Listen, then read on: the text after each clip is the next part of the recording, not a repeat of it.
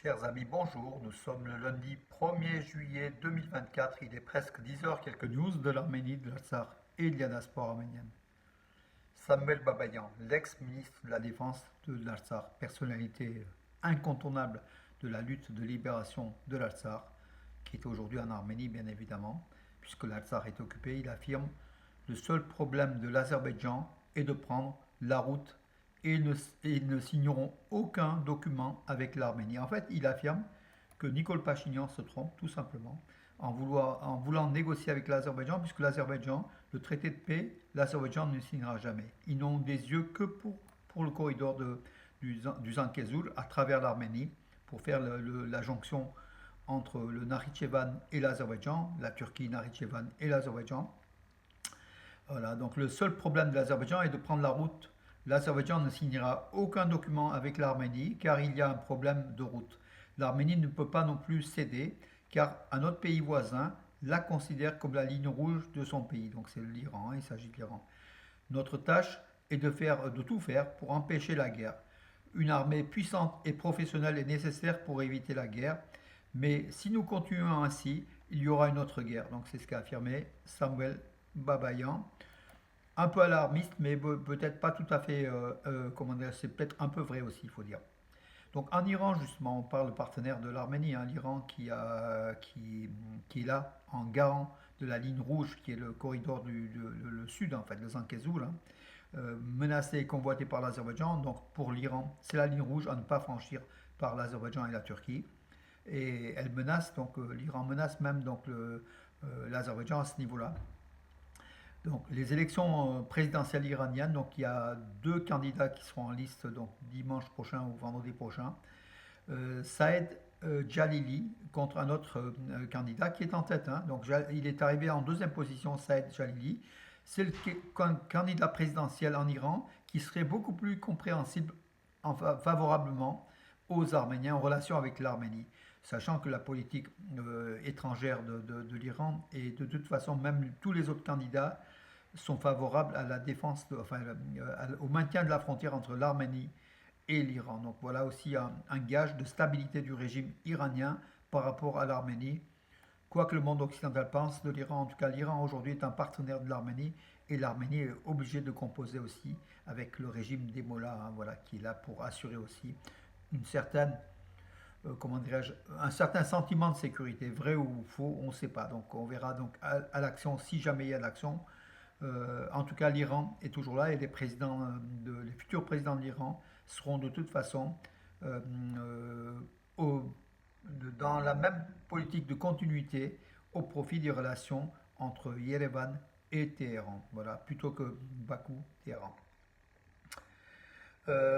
Alors oui, l'équipe féminine de basketball a battu 81-58 la Géorgie au championnat d'Europe des petits pays qui se déroulait à Pristina au Kosovo.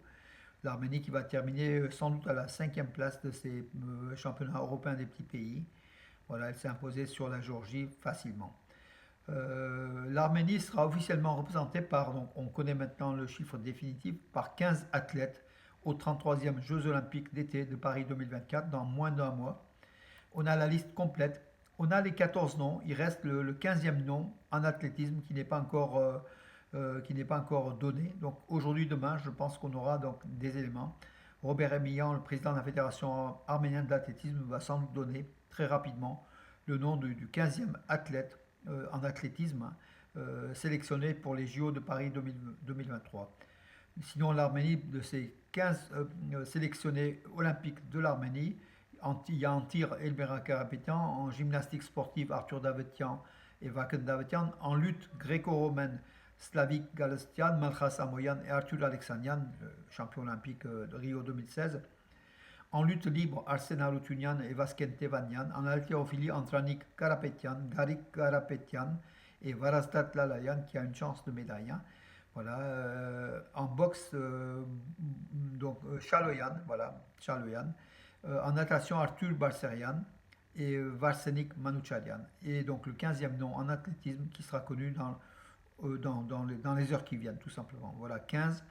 La délégation arménienne qui va défiler, donc faire son entrée donc, au stade olympique, sera composé ou sur la scène, je pense que ça va se passer sur la scène.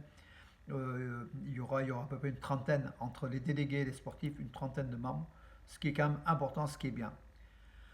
Les enseignes publicitaires non conformes à Yerevan sont retirées. Donc le conseil municipal d'Yerevan avait en 2023 voté donc une motion indiquant qu'il y avait des normes à respecter, que les panneaux publicitaires ne devaient pas dépasser un certain volume, une certaine dimension.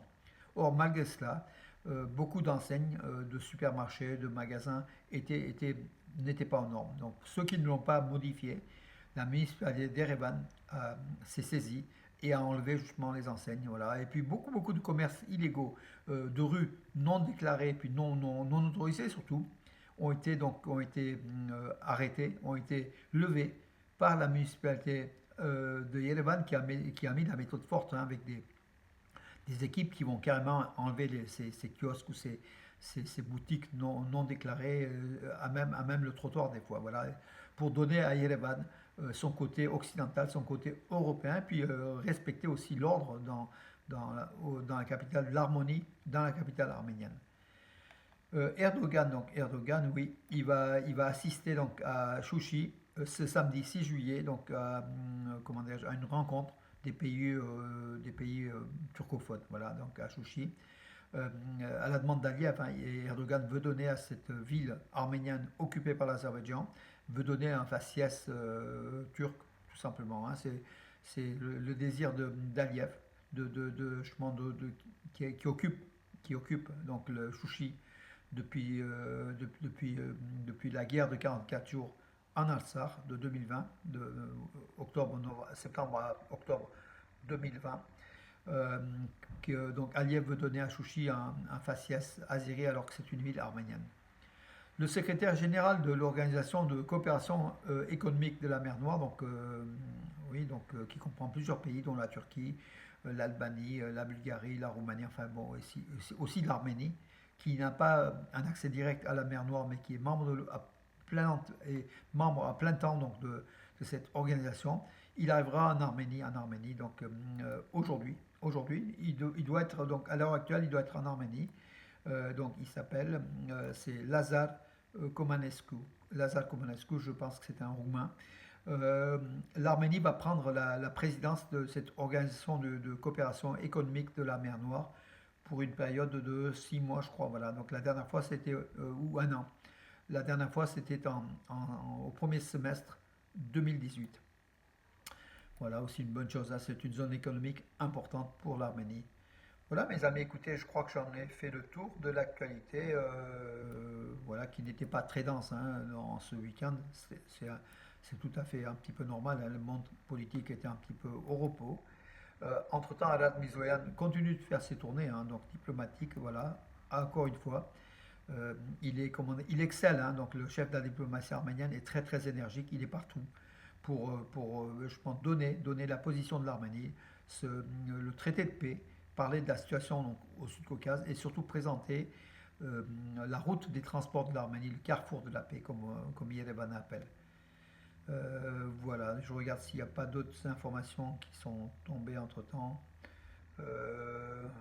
Non, bah écoutez, voilà, bah écoutez, bon, je vous donne rendez-vous à demain. Bonne journée en tout cas. Ce lundi commence par le soleil, pas très chaud. Voilà, on aura une semaine plutôt froide pour la période.